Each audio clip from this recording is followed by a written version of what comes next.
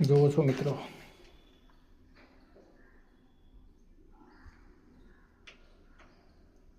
આ રીતે ceiling shower કંઈક આપેલો છે મિત્રો. વિડીયો ગમે તો લાઈક શેર સબસ્ક્રાઈબ કરવાનું ભૂલતા નહીં, બન્યા રહેજો છેક સુધી.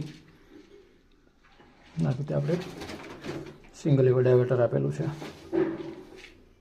આ રીતે વલંગનો છેડો કરી એની પાછળ ફ્લશ કન્સીલ વાલ અને ડબલા પોઈન્ટ આ રીતે કરેલું છે, જોઈ રહ્યા છો.